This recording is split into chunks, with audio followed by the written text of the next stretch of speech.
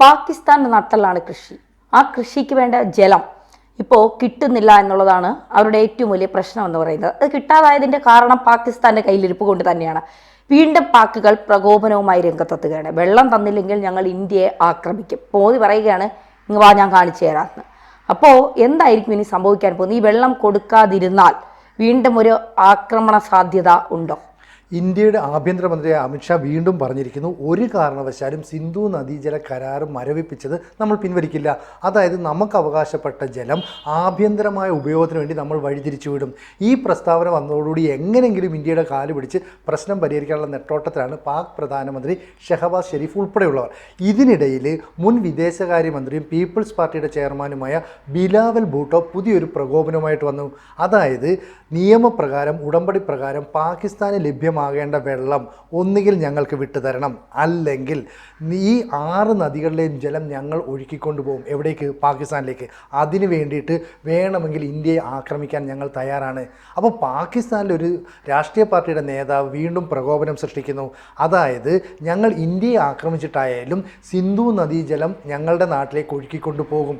ഇത് പറയുന്നതോടുകൂടി പാകിസ്ഥാനിലെ ജനങ്ങൾ തൻ്റെ ഒപ്പം നിൽക്കുമെന്നാണ് ഇയാൾ കരുതിയത്. പക്ഷേ ഇയാളുടെ അക്കൗണ്ടുകളിൽ ഉൾപ്പെടെ തെറിയുമായിട്ടാണ് ഇപ്പോൾ പാകിസ്ഥാനിലെ ജനങ്ങൾ വന്നിരിക്കുന്നത്. കാരണം എങ്ങനെയെങ്കിലും ഇന്ത്യയുമായിട്ടുള്ള പ്രശ്നം പരിഹരിച്ച് സിന്ധു നദിയിലെ വെള്ളം അവിടേക്ക് ഒഴുക്കിക്കൊണ്ടുവരാനാണ് ശ്രമിക്കുന്നത്. അതിൻ്റെ ഇടയിൽ ഇയാൾ വന്നേച്ച് ഞങ്ങൾ യുദ്ധം ചെയ്യും, പഴയ കാര്യം ഓർമ്മയുണ്ടല്ലോ, പഹൽഗാമിൽ സംഭവിച്ച ഓർമ്മയുണ്ടല്ലോ, അത് ഞങ്ങൾ വീണ്ടും ആവർത്തിക്കും, ഇന്ത്യക്ക് വീണ്ടും പരാജയപ്പെടേണ്ടി വരും. അപ്പോൾ ഇന്ത്യക്ക് വീണ്ടും പരാജയപ്പെടേണ്ടി വരുമെന്ന് പറയുമ്പോൾ കേൾക്കുന്ന പാകിസ്ഥാനികൾക്ക് വരെ ചിരി വരും.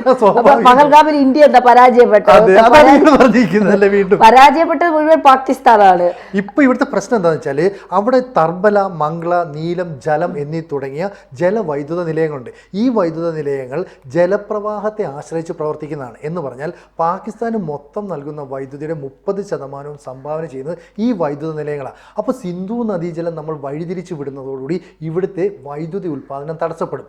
അങ്ങനെ ഇന്ധന പ്രതിസന്ധി ഉണ്ടായാൽ പാകിസ്ഥാനിൽ കറണ്ട് കട്ട് ഉൾപ്പെടെയുള്ള വലിയ പ്രശ്നങ്ങളുണ്ടാകും. കാർഷിക മേഖലയ്ക്ക് പ്രതിസന്ധി ഉണ്ടാകും. തുണിത്തരങ്ങളുടെ ഉൽപ്പാദനം നിലയ്ക്കും. അങ്ങനെ കയറ്റുമതിയെ തന്നെ പൂർണ്ണമായിട്ടും ബാധിക്കും. സ്വാഭാവികമായും പാകിസ്ഥാനിലെ ജനങ്ങളുടെ ഏറ്റവും വലിയ ഉപജീവന മാർഗം എന്ന് പറയുന്നത് കൃഷിയാണ്. ഈ കൃഷി എന്ന് പറയുന്നതാണ് അവിടുത്തെ ജനങ്ങളുടെ 40% പേരുടെ ഉപജീവന മാർഗം. ഈ ഉപജീവന മാർഗം മുന്നോട്ട് പോകുന്നില്ല. കാരണം ഇന്ത്യ ഇപ്പോൾ പുതുതായിട്ട് ഈ നദീജലത്തെ തിരിച്ചുവിടുക, ഇപ്പോൾ രാജസ്ഥാനിലേക്ക് നമ്മൾ തിരിച്ചുവിടുന്നു. അതിന് 140 കിലോമീറ്റർ നീളമുള്ള കനാൽ നിർമ്മിക്കുന്നു. അത് കഴിഞ്ഞാൽ നമ്മൾ യമുനയിലേക്ക് ഈ വെള്ളം തിരിച്ചുവിടും. 70 കിലോമീറ്റർ നീളമുള്ള കനാൽ നിർമ്മിക്കും. അപ്പോൾ ഇത്തരത്തിലുള്ള പ്രവർത്തനങ്ങളെല്ലാം തന്നെ നമ്മൾ ആരംഭിച്ചു കഴിഞ്ഞു.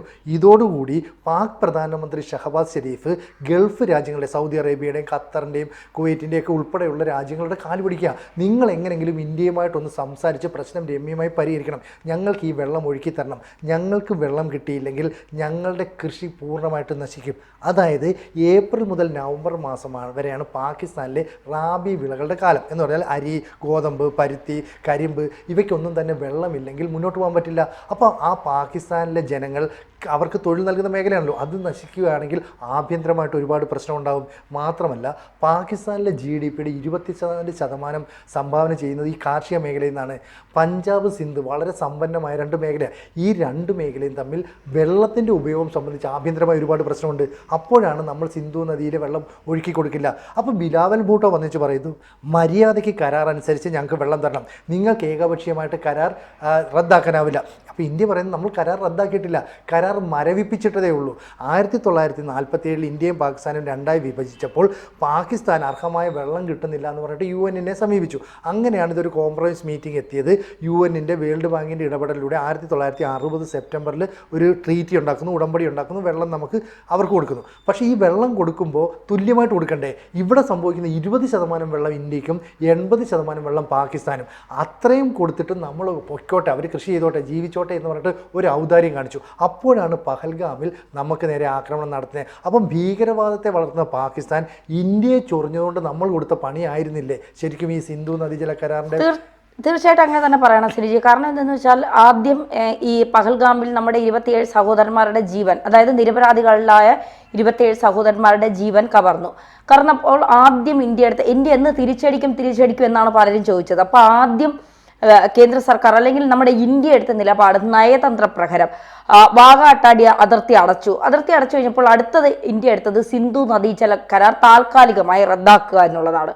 അപ്പോൾ അന്ന് എല്ലാവരും ചോദിച്ചു, നമുക്ക് അടിക്ക് തിരിച്ചടിയാണ് നൽകേണ്ടത്, ഇത് ഇത്തരത്തിലൊരു നയതന്ത്ര പ്രഹരം കൊടുത്താൽ അത് പിന്നെ വലിയ കാര്യമാണോ എന്നൊക്കെ ചോദിച്ചിടത്താണ് നമ്മുടെ ഇന്ത്യൻ സർക്കാരിൻ്റെ വീക്ഷണം എത്രത്തോളം, ഈ കാര്യങ്ങൾ വീക്ഷിക്കുന്നതിൽ എത്രത്തോളം ആർജവം അവർ കാണിക്കുന്നു എന്നുള്ളത് നമുക്ക് മനസ്സിലായത്. കാരണം തുടക്കത്തിൽ സൂചിപ്പിച്ചതുപോലെ പാകിസ്ഥാന്റെ ഏറ്റവും വലിയ വരുമാന മാർഗം എന്ന് പറയുന്നത് കൃഷിയാണ്. പല മേഖലകളിലും കൃഷി ചെയ്താണ് പല ആളുകളും ജീവിക്കുന്നത്. അപ്പോൾ വെള്ളമില്ലെങ്കിൽ അവിടെ ഒരു ആഭ്യന്തര കലകമുണ്ടാകും. അതായത് ഇന്ത്യ ഒന്നും ചെയ്യാതെ തന്നെ പാകിസ്ഥാനിലെ ഭീകരവാദികളെ അവിടുത്തെ ജനങ്ങൾ തന്നെ അടിച്ചോടിക്കും എന്നുള്ളത് കൃത്യമായി ഇന്ത്യൻ സർക്കാർ മനസ്സിലാക്കി അതിനാദ്യം വെള്ളം അടയ്ക്കുക, വെള്ളം ഇല്ലാതാക്കുക എന്നുള്ളതാണ്. ആ നിലപാട് ഇന്ത്യ സ്വീകരിച്ചു എന്നുള്ളതാണ്. ഇപ്പോൾ കുറേ നാളുകളായി കാല് പിടിക്കുകയാണ്, എങ്ങനെയെങ്കിലും ഞങ്ങൾക്ക് വെള്ളം തരണം, എന്ത് വേണമെങ്കിലും ഞങ്ങൾ അവസാനം പറഞ്ഞ് മടുത്തപ്പോൾ പറയുകയാണ്, ഇനി വെള്ളം തന്നില്ലെങ്കിൽ ഞങ്ങൾ ഇന്ത്യയെ കയറി ആക്രമിക്കും. പഹൽഗാമിൽ സംഭവിച്ചത് നിങ്ങൾക്കറിയാമല്ലോ. ഞങ്ങൾ അയച്ച ഏകദേശം 600 ഡ്രോണുകൾ നിങ്ങളുടെ പല ഭാഗത്തും വന്ന് വീണു, നിങ്ങൾക്ക് പല നാശനഷ്ടങ്ങളും ഒക്കെ ഉണ്ടായി. എന്തുണ്ടായി എന്നുള്ളത് ഇന്ത്യക്കാർക്കും അറിയാം, പാകിസ്ഥാനും അറിയാം. 600ഓളം ഡ്രോണുകൾ, കളിപ്പാവകൾ വരുന്നത് പോലെ ഇന്ത്യ അതിനെ ഇങ്ങനെ പിന്നെ എല്ലാം ഇന്ത്യ തന്നെ തുരത്തി വിട്ടു എന്നുള്ളതാണ്. അപ്പോൾ ഇവിടെയാണ് പാകിസ്ഥാൻ ഇപ്പോഴും പരാജയ സമ്മതിക്കുക. പാകിസ്ഥാൻ മിണ്ടിയാൽ അപ്പോൾ ആക്രമിക്കണം, എന്തെങ്കിലും ചെയ്തില്ലെങ്കിൽ അപ്പോൾ ആക്രമിക്കണം. പറയുന്നത് ഒന്നുകിൽ രക്തം അല്ലെങ്കിൽ വെള്ളം.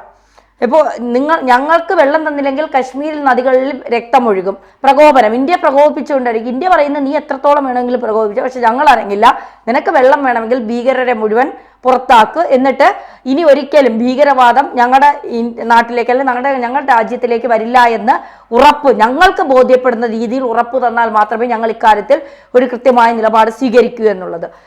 അവിടെയാണ് പാകിസ്ഥാൻ പരാജയപ്പെട്ടു പോകുന്നത് വീണ്ടും എന്ന് പറയുന്നത്. ഒരു അടി കൊടുത്താൽ കുറച്ച് കഴിയുമ്പോൾ നമുക്കത് മറക്കും, പക്ഷെ ഒരു വാക്കുകൊണ്ടുള്ള ഒരു പ്രഹരം അത് ജീവിതത്തിൽ ഒരിക്കലും മറക്കാൻ കഴിയില്ല എന്നുള്ളതാണ്. അതാണ് ഇവിടെ പാകിസ്ഥാന് സംഭവിച്ചിരിക്കുന്നത്. ഇപ്പോൾ പാകിസ്ഥാനിലെ പ്രധാന പട്ടണമുണ്ട് ലാഹോർ, കറാച്ചി, ഇസ്ലാമാബാദ്, ഇവരെല്ലാം തന്നെ വികസിച്ചുകൊണ്ട് വരുന്ന ഈ കുടിവെള്ളത്തിൻ്റെ അല്ലെങ്കിൽ വെള്ളത്തിൻ്റെ ഉപയോഗം കൊണ്ടാണ്. ഈ വെള്ളത്തിൻ്റെ ഒഴുക്ക് നിലയ്ക്കുന്നതോടുകൂടി ഗ്രാമപ്രദേശങ്ങളിലടക്കം തന്നെ വെള്ളം കുറയുകയും ഭൂഗർഭജലത്തെ കൂടുതൽ ഉപയോഗിക്കേണ്ടി വരികയും ചെയ്യും. അങ്ങനെ സംഭവിച്ചു കഴിഞ്ഞാൽ പാരിസ്ഥിതിക മേഖലയിൽ ശുചിത്വ പ്രശ്നങ്ങളിലൊക്കെ തന്നെ വലിയ പ്രതിസന്ധി ഉണ്ടാകും. എന്തിന്, മത്സ്യ മേഖലയ്ക്ക് പോലും വലിയ പ്രതിസന്ധി ഉണ്ടാക്കുമെന്നാണ് പറയപ്പെടുന്നത്. അങ്ങനെ സംഭവിച്ചു കഴിഞ്ഞാൽ GDPയുടെ 24% സംഭാവന ചെയ്യുന്ന മേഖലകളിലെ ജനങ്ങൾ പാക് ഭരണകൂടത്തിനെതിരാവും. അങ്ങനെയാണെങ്കിൽ അവിടെ ആഭ്യന്തര കലാപം പൊട്ടിപ്പുറപ്പെടാം. അപ്പോൾ അവിടുത്തെ വലിയൊരു വിഭാഗത്തിന് തൊഴിൽ നൽകുന്ന കാർഷിക മേഖലയെ പ്രതിസന്ധിയിലാക്കുന്നു, വിളകൾ ഇല്ലാതാക്കുന്നു, തുണിത്തരങ്ങളുടെ നിർമ്മാണത്തിൽ പ്രതിസന്ധി ഉണ്ടാക്കുന്നു. അങ്ങനെ മൊത്തത്തിൽ കരണ്ട് കൊണ്ട് പ്രവർത്തിക്കുന്ന എല്ലാ മേഖലയിലും പ്രതിസന്ധി സൃഷ്ടിക്കാനായിട്ട് സാധിക്കും. ഇത്തരത്തിലൊരു നിലപാട് സ്വീകരിക്കുന്നത് കൊണ്ട് തന്നെ പാകിസ്ഥാൻ്റെ പ്രതിപക്ഷ നേതാവുണ്ട് ഒമർ അയ്യൂബ് ഖാൻ. അയാൾ പാർലമെൻറ്റിൽ പറഞ്ഞു, ഇന്ത്യയുമായിട്ട് ഒരു തർക്കത്തിന് പോകരുത്, അവർ സൈനികപരമായിട്ട് വലിയ ശക്തികളാണ്, നയതന്ത്ര തലത്തിൽ വലിയ സ്വാധീനമുണ്ട്, അവരുടെ ടെക്നോളജി ഒരുപാട് മെച്ചപ്പെട്ടതാണ്. അങ്ങനെയുള്ള രാജ്യവുമായിട്ട് ഒരു നയതന്ത്ര ബന്ധം പുനഃസ്ഥാപിക്കാനുള്ള ശ്രമങ്ങൾ നമ്മൾ നടത്തണം. അല്ലെങ്കിൽ അവർ നദീജലത്തെ തടഞ്ഞു നിർത്തി നമ്മുടെ ഗ്രാമങ്ങളെ, നമ്മുടെ നഗരങ്ങളെ പൂർണ്ണമായിട്ടും നശിപ്പിക്കുന്ന രീതിയിലേക്ക് പോകും. കാരണം വെള്ളം കിട്ടാതെ വന്നാൽ അവിടുത്തെ കാർഷിക മേഖല പൂർണ്ണമായിട്ടും കരിഞ്ഞുണങ്ങും, വൈദ്യുതി ഉൽപ്പാദനം നടക്കില്ല എന്ന് പറഞ്ഞാൽ പാകിസ്ഥാൻ്റെ ഒരു പുനർജീവനത്തിന് അത് വലിയ തടസ്സമായി മാറും. അപ്പോൾ അവിടുത്തെ പ്രതിപക്ഷ നേതാവ് ഈ നിലപാട് സ്വീകരിക്കുന്നു, പാക് പ്രധാനമന്ത്രി ഷഹബാസ് ഷെരീഫ് നിലപാട് സ്വീകരിക്കുന്നു. അപ്പോഴാണ് ബിലാവൽ ഭൂട്ടോ എന്ന് പറയുന്ന മുൻ വിദേശകാര്യമന്ത്രിയും പീപ്പിൾസ് പാർട്ടിയുടെ നേതാവും വന്നിച്ച് പറയുന്നത്, ഞങ്ങൾ ഒരിക്കൽ കൂടി പറയുകയാണ്, വെള്ളം വിട്ടു തന്നില്ലെങ്കിൽ ഞങ്ങൾ നിങ്ങളെ ആക്രമിക്കും, നിങ്ങൾക്ക് മേൽ കടുത്ത ആക്രമണം. നിങ്ങൾക്ക് ഓർമ്മയുണ്ടല്ലോ ഞങ്ങൾ നിങ്ങളെ അടിച്ചു തോപ്പിച്ചത്, അടിച്ചു തോപ്പിച്ച്, എപ്പോൾ അടിച്ചു തോപ്പിച്ച്. ഇപ്പോൾ ഇയാൾ ഈ ഫേസ്ബുക്കിലും ഇയാളുടെ ട്വിറ്റർ അക്കൗണ്ടും ഒക്കെ ഓപ്പൺ ചെയ്യുമ്പോൾ ഇന്ത്യക്കാരും പാകിസ്ഥാൻകാരും ഒരുപോലെ വന്ന തെറി പറയുന്നത് എന്തൊരു നാശമാണ്, ഇവനെ കൊണ്ടൊരു രക്ഷയില്ലല്ലോ, എങ്ങനെയും പ്രശ്നം പരിഹരിക്കണം, നമുക്ക് കുടിവെള്ളം കിട്ടണം, ആ പ്രശ്നത്തെയാണ് നീ ഇല്ലാതാക്കുന്നത്. അതുകൊണ്ട് തന്നെ ഈ കുടിവെള്ളം അല്ലെങ്കിൽ ഈ ജലം ഇല്ലാതായാൽ അവിടുത്തെ സാമ്പത്തിക മേഖല വലിയ പ്രതിസന്ധിയിൽ നേരിടുകയും പണപ്പെരുപ്പം കൂടുകയും ചെയ്യും. അങ്ങനെ ചെയ്താൽ അവിടുത്തെ ഇപ്പോൾ സാധനങ്ങളൊക്കെ സബ്സിഡി നിരക്കിൽ കൊടുക്കില്ലേ, അത് പൂർണ്ണമായിട്ടും ഗവൺമെൻറ് നിർത്തലാക്കും. അതുപോലെ തന്നെ അവിടുത്തെ ദുരിതാശ്വാസ പ്രവർത്തനങ്ങൾ ഏകോപിപ്പിക്കാൻ വേണ്ട പണം, ആ പണം ഉപയോഗിക്കാൻ കഴിയാതെ വരും. കാരണം ഇതെല്ലാം തന്നെ ജനങ്ങളുടെ പ്രശ്നം പരിഹരിക്കാൻ വേണ്ടിയിട്ട് മാറ്റി ചിലവഴിക്കേണ്ടി വരും. അപ്പോൾ കുടിവെള്ളമില്ലാതാകുന്നു, വൈദ്യുതി ഉൽപ്പാദിപ്പിക്കാനുള്ള വെള്ളമില്ലാതാകുന്നു, പരിസ്ഥിതിയെ മലിനമാക്കുന്നു, ശുചിത്വമില്ലായ്മ വരുന്നു. ഇതെല്ലാം കൊണ്ട് പാകിസ്ഥാൻ ബുദ്ധിമുട്ടും. ഇത് മുന്നിൽ കണ്ടുകൊണ്ടാണ് എങ്ങനെയും പ്രശ്നം പരിഹരിക്കാൻ അറബ് രാജ്യങ്ങൾ ഉൾപ്പെടെ കാല് പിടിച്ചുകൊണ്ട് ഇവർ ശ്രമം നടത്തുന്നത്. അപ്പോഴും അമിത്ഷാ പറഞ്ഞു, ഞങ്ങളൊരു തീരുമാനമെടുത്താൽ അതിൽ നിന്ന് പിന്മാറില്ല, കാരണം ഈ കരാറ് ഞങ്ങൾ ഫ്രീസ് ചെയ്തിരിക്കുകയാണ്, ഇതിൽ നിന്ന് ഞങ്ങളൊരു പിന്മാറില്ല, ഈ വെള്ളം ഞങ്ങൾക്ക് അവകാശപ്പെട്ടതാണ്, അതുകൊണ്ട് ആഭ്യന്തരമായ ഉപയോഗത്തിന് ഞങ്ങൾ വഴിതിരിച്ചുവിടും. അപ്പോഴാണ് ബിലാവൽ ഭൂട്ടോ വീണ്ടും പ്രകോപനം പ്രശ്നമായിട്ട് വരുന്നത്. ഇതിനിടയിൽ ഇന്ത്യ കഴിഞ്ഞ ദിവസമാണെങ്കിൽ ഷാങ്ഹായ് ഒരു മീറ്റിംഗ് നടന്നപ്പം ഈ പ്രതിരോധ മന്ത്രിയായിട്ട് അവിടുത്തെ ഒരു ഉടമ്പടിയിൽ ഒപ്പിടണമെന്ന് നമ്മൾ പറഞ്ഞ് പറ്റില്ല. കാരണം പാകിസ്ഥാൻ്റെ പഹൽഗാം ആക്രമണത്തെ പോലും കുറ്റപ്പെടുത്താനോ അല്ലെങ്കിൽ അപലപിക്കാനോ അവർ തയ്യാറായില്ല. അപ്പോൾ നിലപാട് ഇന്ത്യ ലോകരാജ്യങ്ങൾക്ക് മുമ്പിൽ കൃത്യമായിട്ട് എടുത്തു. അപ്പോൾ പിന്നെ ഈ ബിലാവൽ ഭൂട്ടോയുടെ അടുത്ത് ഒരു മറുപടി കൊടുക്കുന്നതിൽ എന്തെങ്കിലും താമസം ഉണ്ടാകുമോ? ഇല്ല, ഒരു താമസവും ഇല്ല. വെള്ളം തരില്ല, അത് തന്നെയാണ് നിങ്ങൾക്കുള്ള മറുപടി. ബാക്കിയുണ്ടെങ്കിൽ നമുക്ക് പിന്നെ ഗോതയിൽ കാണാം എന്നായിരിക്കും ഇന്ത്യൻ സൈന്യവും സർക്കാരും പറയാൻ പോകുന്നത്.